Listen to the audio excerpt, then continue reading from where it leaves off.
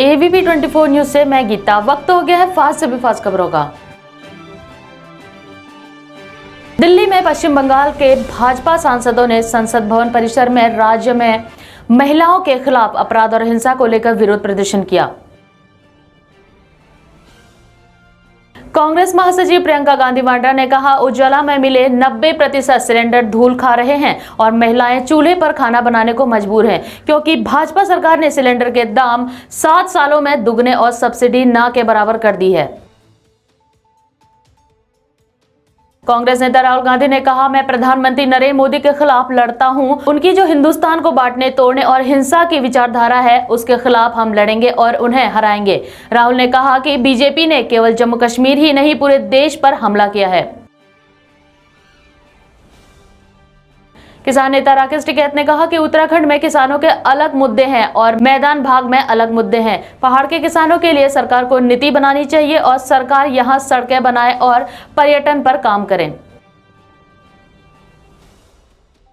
सपा प्रमुख अखिलेश यादव ने भाजपा पर हमला बोलते हुए कहा कि जिनके राज में नौकरी के लिए युवाओं को हाथ जोड़ना पड़े, उनसे जनता अब हाथ जोड़ लेगी। लखनऊ के थाना गौतम पल्लवी क्षेत्र के 1090 चटोरी गली में 2 पक्षों के बीच विवाद हुआ, जिसके चलते दोनों पक्षों ने एक दूसरे की गाड़ी के शीशे तोड़े, जिसके बाद थाना गौतम पल्लवी के सिपाहियों ने मौके पर पहुंचकर दोनों पक्षों को गिरफ्तार किया। लखनऊ में जुलाई 2009 में रीता बहुगुणा जोशी के आवास पर आग लगाने वाले आरोपी जितेंद्र सिंह बबलू की सदस्यता बीजेपी ने समाप्त कर दी। इतना ही नहीं, तत्कालीन एसएसपी और एसपी समेत 7 अधिकारियों के खिलाफ भी मामला चल रहा है। लखनऊ के थाना हजरतगंज के झलकारी बाई अस्पताल में डिलीवरी के दौरान एक सिपाही महिला की मौत पर पीआरडी की महिला सिपाहियों ने अस्पताल में हंगामा किया और डॉक्टरों पर लापरवाही का आरोप लगाया। हंगामे की सूचना पाकर पहुंची हजरतगंज पुलिस ने सभी को शांत करवाया और शव को परिजनों के हवाले कर आगे की कार्रवाई में जुटी। राजनीतिक लोगों के आपराधिक मामलों पर सुप्रीम कोर्ट के निर्णय को लेकर सपा प्रवक्ता सुनील सिंह ने अपना बयान जारी करते हुए कहा कि सुप्रीम कोर्ट के आए फैसले का हम स्वागत करते हैं। उत्तर प्रदेश में संवैधानिक पदों पर जो लोग बैठे हैं, उन्होंने अपनी कलम से ही जघन्य अपराध के मुकदमे वापस लिए। साथ ही उन्होंने कहा कि जघन्य अपराधों के मुकदमे की सुनवाई फिर से की जाए और दोषी को सजा दी जाए। लखनऊ में मुहर्रम को लेकर कमिश्नरेट पुलिस ने मजलिसों वाले रूट और संवेदनशील इलाकों में निगरानी के लिए ड्रोन कैमरे से ट्रायल किया। हालांकि इस बार मुहर्रम में निकलने वाले बड़े जुलूसों की अनुमति नहीं है, लेकिन फिर भी पुलिस सतर्क नजर आ रही है। इतना ही नहीं, मुहर्रम को शांति से निपटाने के लिए कमिश्नरेट पुलिस मीटिंग और फ्लैग मार्च भी कर रही है। लखनऊ के गाजीपुर थाना के शालीमार चौराहे के पास गैस लीकेज से इलाके में अफरा तफरी मच गई और लोग घरों से बाहर निकल गए, जिसके बाद स्थायी लोगों ने पुलिस को सूचना दी और मौके पर पहुंची दमकल विभाग की टीम ने आग पर काबू पाया। लखनऊ में 69,000 शिक्षक भर्ती में 22,000 पद जोड़ने को लेकर बड़ी संख्या में शक्ति भवन पहुंचे, जिसके बाद अपनी मांगों को लेकर जमीन में लेटे अभ्यर्थियों को पुलिस ने हिरासत में लिया और सभी अभ्यर्थियों को इको गार्डन भेजा। कानपुर शहर में घंटों बारिश के चलते कई जगह बिजली के फॉल्ट सामने आ रहे हैं। कई फॉल्ट तो ऐसे हैं जो जमीन के नीचे थे, जिनको ढूंढ पाना एक विशेष मैन का काम है, जिसके चलते आक्रोशित जनता रोड पर उतर आई और नारेबाजी शुरू कर दी, जिसके बाद मौके पर पहुंची पुलिस ने मामले को संज्ञान में लिया।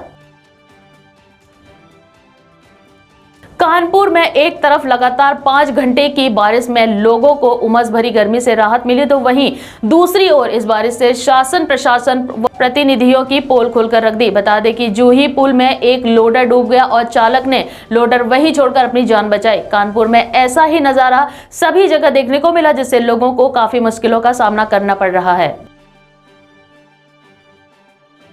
उत्तर प्रदेश के कांग्रेस अध्यक्ष अजय कुमार लल्लू ने कहा कि कांग्रेस पार्टी भाजपा गद्दी छोड़ो नारे के साथ 2 दिन लगातार सड़कों पर रही। जिस प्रकार मऊ में कांग्रेस कार्यकर्ताओं पर लाठी बरसाने का काम इस सरकार ने किया है, एक एक लाठी का जवाब 2022 में उत्तर प्रदेश की जनता देगी।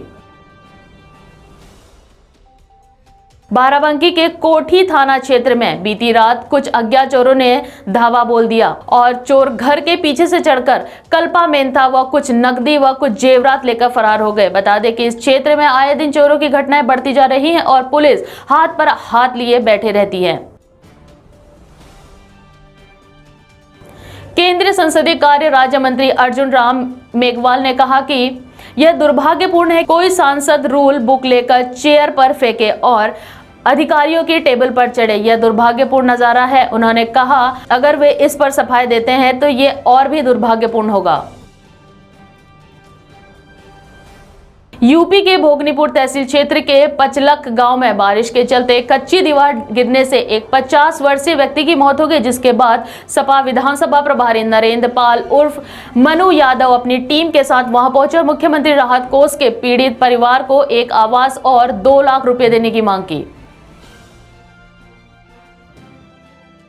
हरियाणा के सोनीपत में बिहार की 2 नाबालिग बहनों की गैंगरेप के बाद कीटनाशक पिलाकर हत्या करने के आरोप में पुलिस ने उनके 4 पड़ोसियों को गिरफ्तार किया है। साथ ही पुलिस ने बताया कि पोस्टमार्टम में नाबालिग बहनों से गैंगरेप व कीटाणुनाशक पिलाए जाने की पुष्टि हुई है। लोकसभा अध्यक्ष ओम बिरला ने कहा कि 17वीं लोकसभा का आज 6वां सत्र संपन्न हुआ। इस सत्र में अपेक्षाओं के अनुरूप सदन का कामकाज नहीं हुआ, इसे लेकर मेरे मन में दुख है। उन्होंने कहा कि मेरी कोशिश रहती है कि सदन में विधायी कार्य हो और जनता से जुड़े मुद्दों पर चर्चा हो। कांग्रेस नेता अधीर रंजन चौधरी ने कहा कि सदन चलाने की अब जरूरत नहीं है और सदन अचानक बंद हो गया। सरकार और सत्तारूढ़ पार्टी की तरफ से हमारे खिलाफ शिकायत दर्ज करने में कोई कमी नहीं होगी, क्योंकि उनका एक ही मकसद है विपक्ष को छोटा दिखाना और सच को गुमराह करना। कांग्रेस अध्यक्ष मल्लिकार्जुन खड़गे ने कहा कि सरकार कह रही है कि कृषि कानूनों में कमियां क्या हैं। उन्होंने कहा कि कमियां तो हमने बता दिया, किसानों की जो स्थिति आजादी के पहले थी वह स्थिति फिर आ जाएगी। हम चाहते हैं कि वे 3 कानून वापस लें।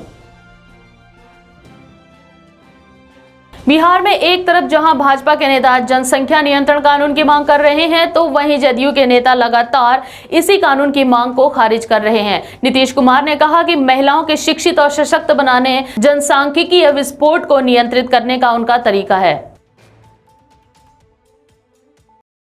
उत्तर प्रदेश के रामपुर में दिल्ली लखनऊ राष्ट्रीय राजमार्ग पर डबल डेकर बस पलटने से 19 लोग घायल हो गए, जिन्हें पुलिस ने अस्पताल में भर्ती कराया। फिलहाल सभी की स्थिति सामान्य बताई जा रही है। हिमाचल प्रदेश के किन्नौर जिले में भूस्खलन की घटना के चलते एक ट्रक और बस मलबे में दब गए, जिसमें कई लोगों के फंसे होने की खबर है। जानकारी मिलने पर भारत तिब्बत सीमा पुलिस की टीम को मौके पर रवाना किया गया और रेस्क्यू ऑपरेशन चलाया गया।